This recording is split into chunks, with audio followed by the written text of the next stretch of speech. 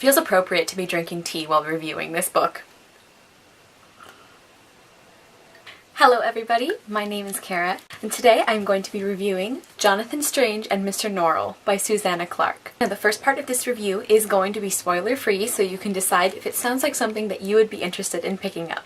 This novel is set in an alternate history sort of version of England during the Napoleonic Wars in the 1800s. When our book starts, English magic has been missing for many years, and it has become purely a theoretical subject and the hobby of rich, idle gentlemen, until one of our main characters, Mr. Norrell, astonishes them with a display of real magic. Jonathan Strange becomes his pupil, his partner, and eventually his rival. Amid all the politics of magic returning to England, we have a mysterious prophecy of the Raven King, England's semi-legendary ruler who was raised by fairies and who has not been seen for hundreds of years. Adding to the drama of all of this is the sinister and enticing race of fairies who have also been missing from England for many hundreds of years.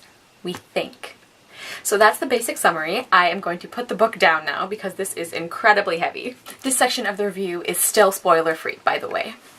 So first, I'm going to talk about the writing style that Susanna Clarke uses. Right off the bat, I will say it's not for everyone. It's sort of a mix of Jane Austen and some of her contemporary writers, but I loved it. I adored the dry humor that she sort of sprinkled throughout the book, and I feel like she did an incredible job of giving us a sense of time and place without weighing down the book with overly long paragraphs or descriptions. I also enjoyed the multiple storylines that were linked throughout the book, although there were a few that I enjoyed more than others. I don't think I ever reached a point where I didn't care what was happening. Another big formatting thing is the extensive use of footnotes throughout the text that are sort of a representation of scholarly articles that are woven into the plot of the book. This is another element that is not going to be for everybody, and I actually wouldn't have expected myself to enjoy it because when I'm reading scholarly articles or really any other kind of medium, I really don't like footnotes. I find that they disrupt the flow of the story and they usually aren't justified. But in this case, I really didn't mind it because I felt like they were so interesting and well placed. And even though a few of them were perhaps a little too long, for the most part I thought they were used really well and they really gave a sense of the history and the scholarly background of magic in England. And actually, my only problem with the footnotes was when I became a little too invested in tangents or side stories that weren't important to the main plot. Because sometimes Susanna Clarke would mention another example of a similar situation to the main plot, so you would read about this sort of miniature fairy tale or mystery. And because it was a semi-realistic novel, you wouldn't necessarily get that closure for every little story that was told. And actually, some of my favorite sections of the book were the footnotes that were discussing the Raven King's adventures or some of these sinister and fascinating fairy stories from the past. I also really enjoyed the plot of the novel. It was definitely a character-driven story, but again, I never found it dull. The only section I will say I was not as invested in were the battle scenes, and that's based more on a personal preference. I just don't enjoy reading about those quite as much. But I really loved the depiction of fairies in this novel. I think Clarke did a phenomenal job of really nailing that old Europe feeling of fear and fascination that the fair folk sort of inspired in people. And the magic system was also really fascinating because it was this really cool balance of wild magic associated with the fairies and people of the past, and this scholarly study or systematic approach that. And finally, I think one of the standout points of this novel is the cast of characters. All of them feel fully developed and fleshed out. Any of the characters really surprise you and kind of get inside your heart in a relatively short amount of time. I think the use of a neutral antagonist was also a brilliant feature of this novel because I always think it's really interesting when we explore a villain who doesn't actually know he's hurting people. All in all, this was a surprisingly quick read for me, and it's the kind of book that I think is hard to recommend across the board. As you can probably tell from my gushing review, I adored this book and I gave it 5 stars. But some of the things I mentioned earlier are aspects of the book that I don't think will appeal to everybody. And I also think that I was in exactly the right mood to read this book. I read it for Tome Topple, so I wasn't too worried about forcing myself to finish it quickly.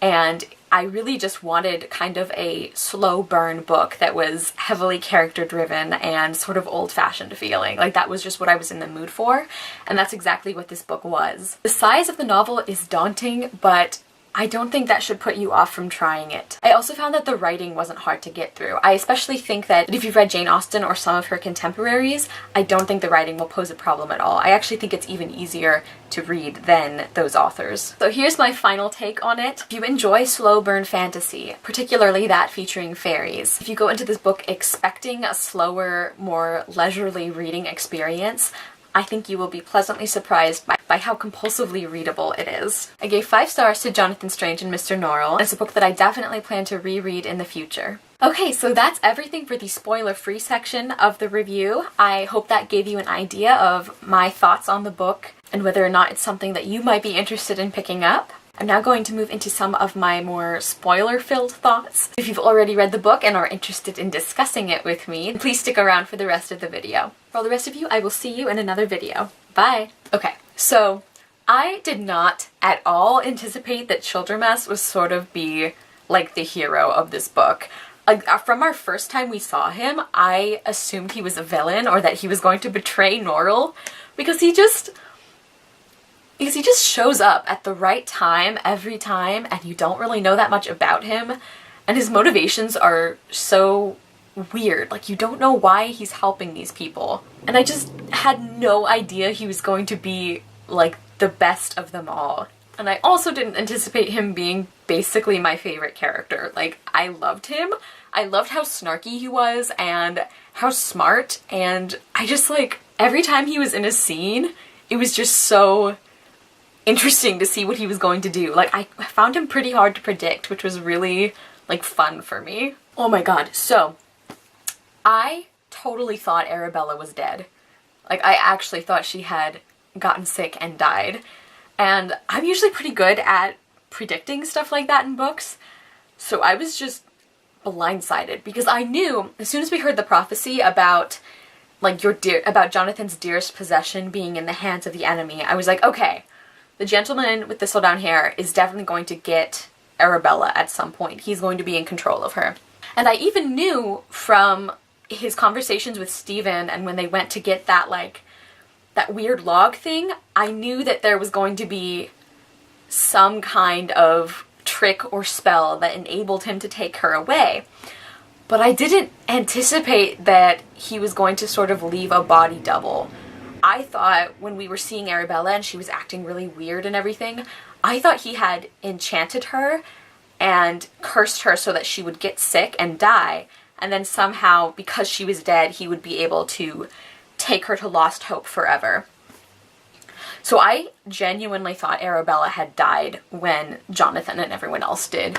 And actually, I was reading the book in the room with my sister at that point, and we get to that part at like the very end of a chapter where Arabella's dead, and I gasped out loud, which never happens. Like, I feel like when I'm reading, it's really rare that something surprises me enough to have an audible reaction like that. But I literally gasped when I got to that part. My sister looked at me like, well, what's going on? Like, what's wrong with you? So I had to like explain to her like, oh, it's fine. Like, I'm just reading this book and my heart is broken and everything's fine. They're gonna fix it. It's okay. Like, everything's fine. So probably my least favorite part of the book was that creepy, freaking horrifying scene with that crazy cat lady. Oh my god. She was just like, it was just so creepy. Like, because you didn't know what was wrong with her. I thought she was dead at first and they were gonna find out that her body had just been up there for years. But that's not what happened. I feel like what actually happened was more disturbing. And like when he had to eat the mouse and like when he was intentionally making himself mad, like, oh my god, that scared me. I thought for sure that it was going to be like permanent in some way. Like, like, as soon as he did that, I was like, Jonathan, like, you're drinking too much of that creepy tonic you made. Like, this is gonna be a problem. Arabella's gonna be really pissed at you when you free her and you've completely lost it. A lot of this book did surprise me, but you know what? I totally called from the beginning was the fact that Lady Pole's stories were not nonsense. Like, I knew that immediately because all of them were like about fairies and stuff, and I just thought it was like this weird enchantment or something, and it's just like, I don't know, it seemed really obvious to me. I also loved all the parts with the Raven King. Like, that was so cool. I wish we had gotten to see him more, although his one scene where with Childermas and Vinculus was like really cool. Like, I kind of wanted to see more of him since he was so interesting in all of the stories. Okay, so I think that's all of the spoiler stuff that I just wanted to, like, vent my feels about. You guys should definitely let me know what you thought of the book. What was your favorite part? What was your least favorite part? And also, who was your favorite character? I think mine is tied between Arabella and Childermas. Yeah. Okay, you guys, so those are all of my thoughts on Jonathan Strange and Mr. Norrell by Susanna Clarke. I love this book so much. I hope you found this review helpful or entertaining, or maybe both. I will see you guys soon with another one, and I hope you love the next book you read. Bye!